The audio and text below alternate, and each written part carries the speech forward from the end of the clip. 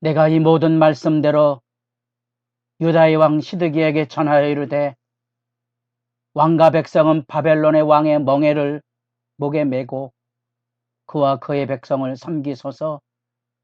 그리하면 사실이라.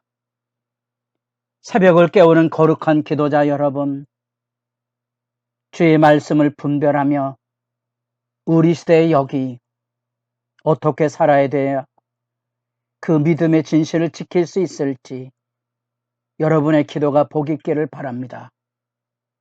시대가 어지러울수록 이런 애굽의 지배 아래 왕권이 무너져 괴뢰 정부가 들어서는 이 여호야김의 시대, 바벨론의 침공을 통하여 또다시 바벨론의 제국 앞에 종살이를 해야만 되는 그런 제국의 침탈 앞에 무너져가는 자기 백성의 고통과 아픔을 끌어안고 예레미야가 절규하듯이 외치고 있는 내용입니다. 이 여호야김부터 시드기야에 이르는 이 기간 동안 예레미야는 하나님으로부터 일관되게 항복하라는 거지요. 바벨론의 멍에를 메라. 하나님이 세운 사람이다. 여러분 같으면 그런 이야기가 받아들일 수 있겠습니까? 여호와 이름이 여기 계시는데, 성전이 여기 있는데, 그래서 언제나 이 신앙의 갈등은 성전 설교에 나타난 예레미야 외침처럼 이것은 더 이상 여호와의 전이 아니라, 이것이 하나님의 집이라는 말을 믿지 말아라. 바벨론 왕을 섬기며 그러면 살릴 것이고, 바벨론 왕을 섬기지 아니하면 칼과 지증과 전염병이 있을 거라. 여러분들은 어떻게 생각합니까? 원래 칼과 기근과 전염병은 여호와의 언약의 말씀을 어겨야 주어지는 언약의 저주인데, 바벨론 왕을 섬기는 것이 그 언약의 저주를 피하는 길이라는 이 당혹스러운 현실. 27장 5절에 나는 내가 보기에 옳은 사람에게 이 창조와 섭리의 능력을 주었다는 겁니다. 누구에게 주었습니까? 바벨론 왕에게 주었다는 겁니다. 그 말은 바벨론 왕이 옳아서 그런 게 아니고 바벨론 왕을 심판의 도구로 삼았다는 거죠. 이 사실을 처절하게 울부짖었던 하박국서를 1장부터 3장까지 찬찬히 읽으셔야 이 배경을 이해하는 데 도움이 됩니다. 누가 옳은 사람입니까? 누가 옳은 사람이고 누가 옳은 말을 하는가? 이 거짓 선지자들이 우리에게 좋은 이야기만 들려주거든요. 여기는 하나님의 전이고 하나님이 있기 때문에 여기는 망하지 않는다. 그게 옳은 말입니까? 그 옳은 말의 그른 말의 1차적인 기준은 그 말씀대로 성취되었느냐 하는 거지요. 성취되지 않았다면 그것은 거짓말이거든요. 예레미야는 지금 그것을 경고하고 있습니다. 허황된 기대를 하지 말아라. 바벨론 왕을 섬기게 되지 아니하리라. 그 말은 하나님께서 보내지 않으셨다는 것과 하나님께서 결코 거짓 선지자의 말을 좌시하지 않아서 반드시 멸망시킬 거라는 겁니다. 우리가 예레미야를 통하여 배우는 이 눈물의 기도는 죄값을 치르는 역사의 현실 앞에서의 정직함입니다. 우리가 죄를 뿌리고 선을 거두려고 합니까? 정직한 눈물이 그곳에 있습니다. 우리가 하나님 앞에 바로 서지 못했는데 좋은 날을 기대하는 것은 부끄러운 기대 아닙니까? 정직한 사람들이 기도하는 내용이 아닙니다. 때로 우리의 작은 머리로 이해하기 어렵지만 뜻하지 않는 재난이나 시련은 대부분 우리 개인의 죄가로 말미암는 것이 일반적이고요. 때로는 이 예레미야처럼 민족의 죄악을 대신 끌어안고 그 고난을 겪어야 되고 어쩌면 욥처럼 이해하기 어려운 그런 고난의 표적이 될 수도 있습니다. 그럴 때 우리가 어떻게 하나님의 말씀을 귀 기울여 들을 수 있는가? 그래서 누가 옳은 사람인가? 누가 옳은 말인가? 이런 것들을 우리가 예레미야를 통하여서 자세히 진지하게 보고 듣고 배워야만 우리가 하나님 앞에 눈물 쏟아놓는 기도를 드릴 수 있습니다. 제가 자주 인용을 했습니다. 자녀가 잘못해서 경찰서에 달려갔다. 부모가 돼서 열통이 터지지만 손이 발이 되도록 빌어서 자녀를 데리고 나옵니다. 누가 잘못했습니까? 자녀를 들이팬다고 속이 시원하겠습니까? 결국은 내가 하나님 앞에 잘못했다는 참회가 없이는 그 어긋난 아들을 끊어낼 길이 없는 거지요.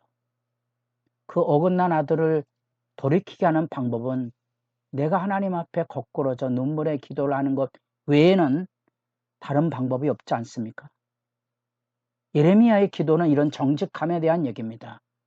현실에 부딪혀서 살아가는 우리들이 개인의 가정 안에서도 이러하고 교회 안에서도 많은 사람들이 망둥이 뛰는데 그것은 이런 진실에 서지 않기 때문에 그렇습니다. 거짓 선지자들이 말합니다. 다시 돌아오게 될 것이라. 성전의 기구를 다시 돌려받게 될 것이다. 이런 얘기의 기반은 뭡니까? 성전의 기구가 약탈되어서 이미 포로로 끌려간 삶의 모습에 이제 눈앞에 이 시드기야 시대라면 이미 여호야김 시대 때 끌려갔던 두 번째 포로의 기간이 있지 않았습니까? 성전의 기명들도 다 약탈해 갔거든요. 성전 기구가 돌아올 것이라는 말은 기대를 하고 있는 겁니다. 그게 돌아오면 우리가 하나님께 예배할 수 있고 그러면 저 불황당 같은 저놈들을 하나님께서 심판하실 거라는 거죠. 그러니까 성전 기구가 돌아온다는 그 말에 사람들은 혹할 수밖에 없는 겁니다. 예레미야는 그것을 분명히 얘기합니다. 여호와의 성전 기구를 바벨론에서 속히 돌려오리라고 너희에게 예언하는 선지자들의 말을 듣지 말라. 이는 그들이 거짓을 예언함이니라. 예레미야 입장에 봐서는 남아있는 것도 다 털려갈 거거든요. 우리가 기다릴 수 있는 것은 하나님이 돌보신 나를 그달을 기다리고 눈물의 기도를 가지고 바벨론 왕을 섬기며 포로로 끌려가는 그 땅에서 좀 속된 표현으로 짱받고 살아야 되는 거죠. 그 눈물 나는 현장을 밭에 일고 가며 아들, 딸, 씩 장가 보내며 그곳에서 버티고 살아야 됩니다. 그러면 이제 눈물의 기도가 무엇인가를 우리가 알게 됩니다. 반드시 자기 백성이 흘린 눈물에 대한 주의 응답이 있지 않겠습니까? 우리가 역경과 시련 속에서 배워야 될 눈물의 기도가 뭔지 아시겠습니까? 저는 이 예레미야의 이 2달 동안 하는 이런 과정을 굉장히 좀 주의 깊게 생각하고 또 조심스럽게 접근합니다. 왜냐하면 사람은 이렇게 영적인 우울에 떨어질 수도 있고요. 징징거리라는 얘기가 아닙니다. 자기 삶의 고통과 아픔에 대해 철저하게 하나님께 부르짖고 통곡하고 매달려서 하나님께서 도와주시는 그날을 기다리는 믿음으로 일어나는 거지요. 그래서 이 새벽이 아침이 복된 겁니다. 그것이 진실입니다. 시대의 공의가 뭡니까? 죗값을 치르는 거야. 우리 하나님 앞에 기도하지 않았다면 우리의 내일이 고통으로 다가올 것인데 그때 아우성치지 말자. 우리가 지금 하나님의 교회를 바르게 섬기지 않으면 하나님의 교회가 몰락의 길로 갈 텐데 그때 하나님 원망하거나 누가 잘못했다고 손가락질하고 비난하지 말자. 죄값을 치러야 되지 않겠습니까? 한국교회가 몰락해가며 많은 사람들이 이 교회의 잘못에 대한 비난을 하고 한국교회에 대한 아주 우국충정의 이야기를 하는 모습을 보게 되는데 저는 냉정해져야 된다고 봅니다. 죄값을 치르면 됩니다. 눈물을 흘려가며 밭을 가는 거죠. 이 불의한 현실 가운데 하나님의 백성들을 바르게 가르치고 전하여 세우는 겁니다. 어느 세월에 그럴 수 있죠. 눈물의 기도가 없이는 이 여호와의 심판을 외면하고 좋은 날만을 기다리는 거짓 예언에 우리 마음이 흔들릴 수 있습니다. 아닙니다. 철저하게 죄값을 치러야 되고 예레미야처럼 고난과 현실을 몸소 짊어지고 가야 되지요. 그 현실 앞에 서면 이제 참과 거짓이 분별이 되고 그것이 보이기 시작합니다. 누가 이 나라를 위하는 지도자입니까? 누가 이 교회를 위하는 지도자입니까? 그때 보입니다. 이 세상에 악이 날뛰고 있기 때문에 그게 안 보이는 거지요. 눈물의 기도를 드리지 않기 때문에 그게 분별이 되지 않는 겁니다. 성전의 기구가 2년 안에 돌아오리라. 돌아올 게 아니고 더 큰 약탈이 있을 겁니다. 예레미야 이야기입니다. 내가 돌보는 날, 이 돌본다는 말의 문자적인 의미는 방문한다는 말이거든요. 하나님이 찾아오시는 거예요.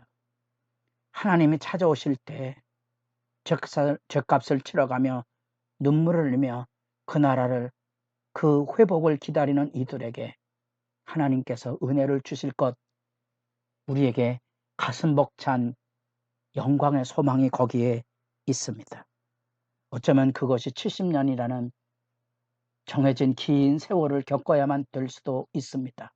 어쩌면 우리들이 겪어가는 고난의 날이 깊을 수도 있습니다. 하나님의 말씀 앞에 엎드려 기도하며 어쩌면 고난을 이겨낼 믿음의 진실을 배우는 시간, 우리의 죄값을 치르고 있다는 철저한 참회 앞에 엎드려지는 그 시간, 여러분 기도의 눈물을 통하여 주님을 만나는 복 있는 시간이 열려질 수 있기를 바랍니다.